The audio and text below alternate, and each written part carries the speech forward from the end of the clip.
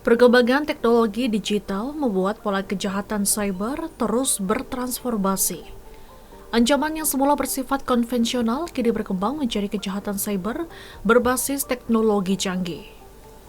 Kondisi ini menjadi bahasan utama dalam seminar nasional Pusat Studi Kepolisian dengan tema Transformasi Kepolisian Berbasis Kecerdasan Buatan dan Quantum Computing.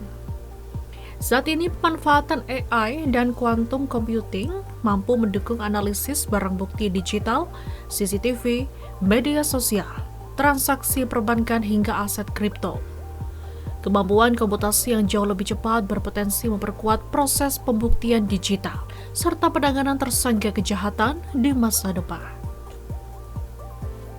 Memang teknologi quantum computing di dalam AI itu sangat mempercepat proses di dalam misalkan di AI itu misalkan kita membuat suatu aplikasi untuk pengenalan wajah ya. Teknologi konvensional saat ini kan untuk proses itu untuk membuat develop suatu pengenalan wajah itu sangat lama. Dengan adanya quantum computing kita bisa mempercepat proses tersebut, hitungannya tidak lagi jam tapi bisa detik. Tapi memang teknologi itu di saat ini di Indonesia khususnya itu masih tataran di dalam riset ya. Implementasinya kita masih menggunakan tool-tool yang ada yang disediakan oleh IBM dan sebagainya. Sedangkan infrastrukturnya memang belum kita miliki karena biayanya masih tinggi. Tapi lambat laun teknologi quantum computing pasti akan berkembang dengan infrastruktur yang lama-lama tidak mahal lagi, murah seperti awal zaman dahulu AI itu yang harus menggunakan sumber daya yang besar. Sekarang lambat laun sudah bisa diatasi dengan komputasi yang tidak besar lagi. Menghadapi kejahatan digital yang kian kompleks, Polda Jawa Tengah terus memperkuat kapasitas aparat melalui kolaborasi dengan perguruan tinggi. Langkah ini dilakukan untuk mengembangkan kemampuan penanganan kejahatan di ruang cyber sekaligus memperluas edukasi kepada masyarakat.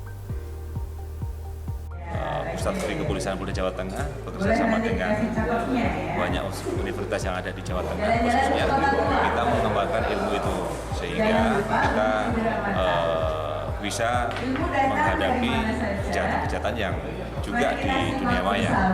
Kemudian di Cyber Polda Jawa Tengah bekerja sama dengan para narasumber universitas yang ada di Jawa Tengah ini untuk mengembangkan bagaimana kita bisa menyikapi kejahatan-kejahatan yang ada di ruang digital tersebut. Sudah dilakukan, namun kan perlu pengembangan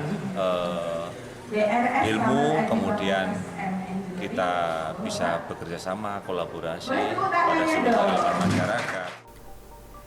Seminar nasional ini menghadirkan narasumber dari berbagai institusi, diantaranya Deputi Bidang Keamanan Cyber dan Sandi Perekonomian BSSN, Selamat Aji Pamungkas, dosen Udinus, Darusal Ignatius Modes, serta AKP Danu Permadi Rendra dari Kepolisian Republik Indonesia.